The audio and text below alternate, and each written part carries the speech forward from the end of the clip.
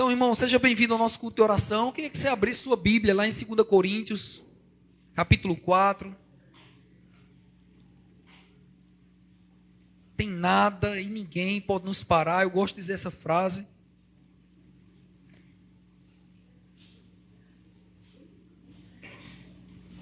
Porque muitas coisas têm se levantado contra a nossa vida pessoal, contra a vida ministerial, contra a vida da nossa igreja.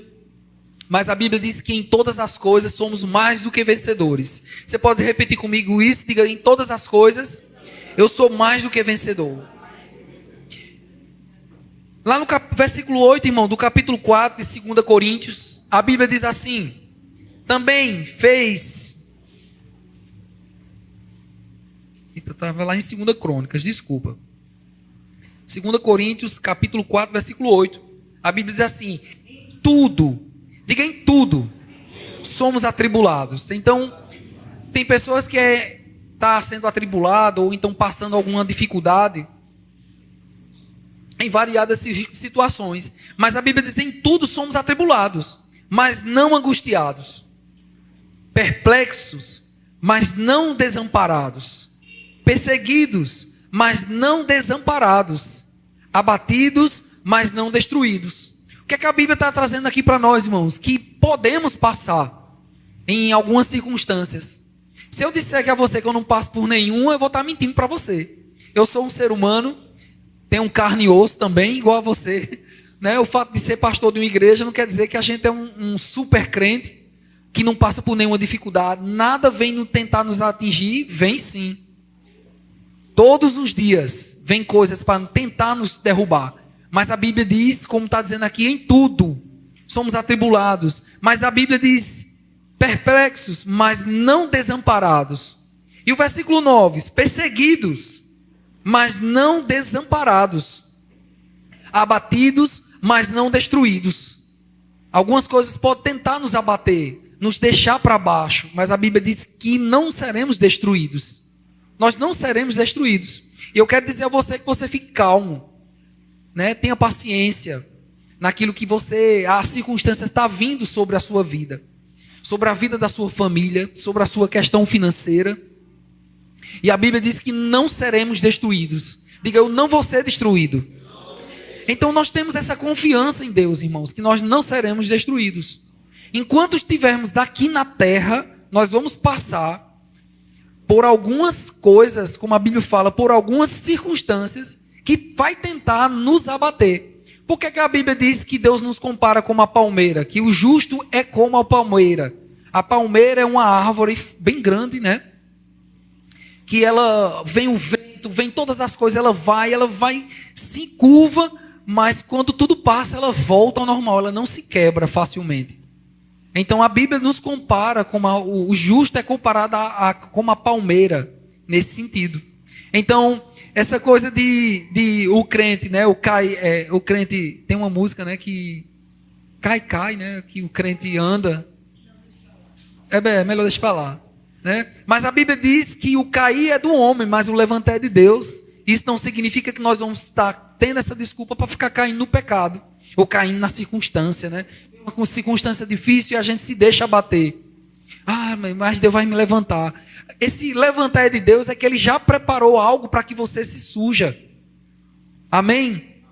O versículo 10. Trazendo sempre no corpo o nome de Jesus, para que também a vida de Jesus se manifeste em nosso corpo.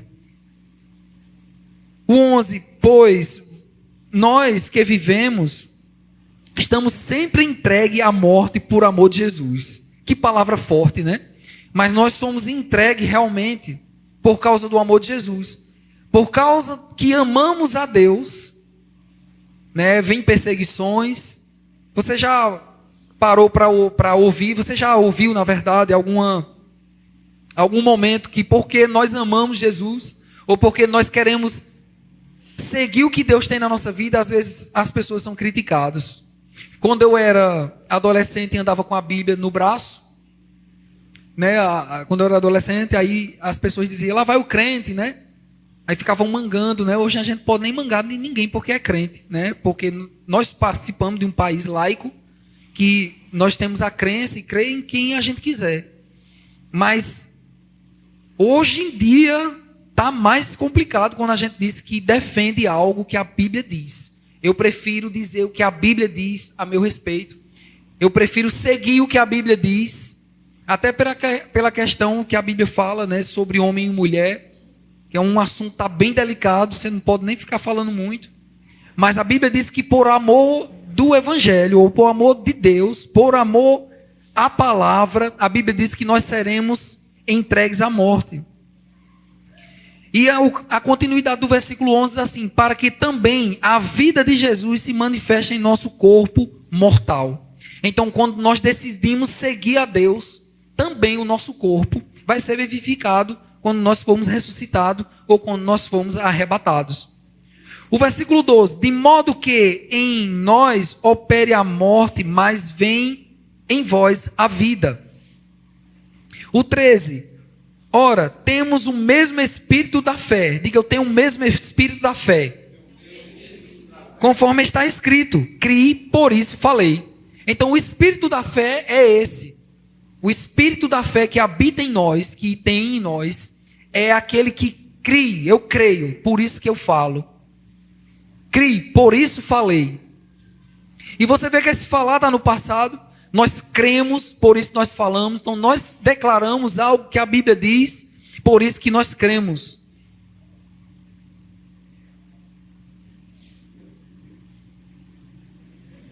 Também nós cremos, por isso também falamos. Então não basta só crer, você precisa falar. E não adianta você só falar, você precisa crer. E a Bíblia diz lá em Hebreus 11 que a fé é a certeza das coisas que se esperam e a convicção de fatos que não vemos. E o versículo 14 diz assim: sabendo que aquele que ressuscitou o Senhor Jesus nos ressuscitará a nós como Jesus e nos apresentará convosco. O 15: pois tudo é por amor de vós, para que a graça multiplicada por meio de muitos, faça abundar a ação da graça para a glória de Deus. Você pode dizer um amém? Amém.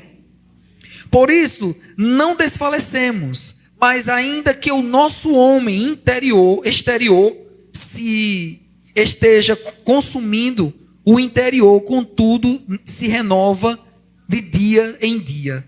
Então, o nosso homem interior é o que se renova, não são a palavra de Deus não se renova, como algumas pessoas falam.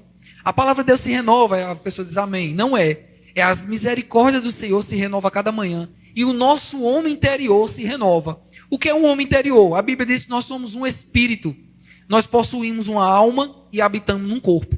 E a Bíblia diz, por mais que o nosso corpo, esse corpo aqui, que a gente já está, algumas pessoas já estão com cabelo branco, não vou dizer quem é, ainda que o nosso corpo não é mais a mesma coisa, se venha a desfalecer, a Bíblia diz que o nosso homem interior se renova, se renova de dia em dia. Então não adianta dizermos que por causa da nossa idade está avançada, a gente vai ter que aguentar as pressões que acontecem, eu tenho que passar por isso mesmo. A gente pode até passar, mas a Bíblia diz que nós somos mais do que vencedores. O nosso homem interior se renova a cada dia. Nós ficamos mais fortes porque nós temos um espírito. Diga, o meu espírito fica forte. Ixi, meu pai, desse jeito. Diga, o meu espírito está forte por causa da fé, por causa da palavra. Amém, irmãos? O versículo 17 e o 18, para a gente finalizar. Diz assim: porque a nossa leve e momentânea, diga leve e momentânea tribulação. Então não é uma grande tribulação, porque ainda vai vir a grande tribulação. Não é uma coisa ruim ao ponto de deixar você, como a Bíblia diz, abatido, mas não destruído. Você pode ficar triste, porque nós temos uma emoção. Você pode chorar. Você pode ficar um pouco desanimado, você pode ficar desanimado, mas a Bíblia diz que o nosso homem interior, ele se renova. Então é essa esperança que a Bíblia nos dá, é essa segurança que por mais que venhamos a passar tribulações, a Bíblia diz que o nosso homem interior, ele se renova. Eu vou dar um exemplo Acontece alguma coisa com alguém, ou qualquer outra com você mesmo. Vem a tristeza na sua emoção, mas dentro de você, você diz, não, eu preciso ficar forte, eu preciso me levantar. Você pode chorar, não é problema chorar, como eu disse. Faz parte da emoção, mas o que mais nos domina é o nosso espírito, que a Bíblia diz que ele se renova a cada dia. Então a Bíblia, você lê a Bíblia, então ela vem dentro de você, o seu homem se levanta, não, eu preciso estar forte, porque a Bíblia diz isso, eu preciso me levantar. Amém? E o versículo diz assim, porque a vossa leve e momentânea tribulação produz em nós, cada vez mais, abundantemente, em um eterno peso de glória. Então, quando nós passamos por tribulação, não é Deus que coloca tribulação, diga, não é Deus que bota tribulação. Não tem como Deus colocar uma tribulação para lhe testar. Não é verdade? É tanto que a Bíblia está ali te dando. Deus instruiu o apóstolo Paulo para escrever isso, para dizer, olha, vai vir tribulação. Por mais que você esteja abatido, por mais que você esteja angustiado, você não vai ser derrotado. Então, quando passamos por isso, vai trazer um abundante, um eterno peso de glória. E o 18 diz assim, não atentando nós nas coisas que se veem, mas sim nas coisas que não vemos, ou que se não veem. Porque a que se veem são temporais, enquanto as que se não veem são eternas. O que são as coisas temporais? As tribulações. Não são coisas materiais. Esse púlpito de madeira, se eu deixar ali ao relento, passar uma semana aqui, o sol vai queimar. Se chover, vai inchar a madeira, porque isso não é madeira, isso é aglomerado, deve ser MDF, né?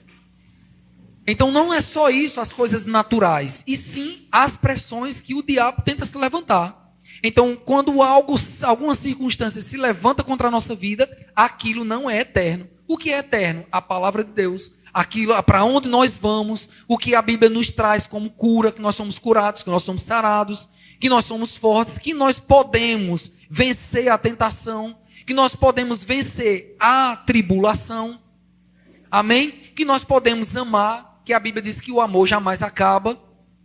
Não é verdade? Então nós podemos viver dentro desse patamar de eternidade e não viver naquilo que nós não vemos. Não só a parte material, mas as tribulações. Amém?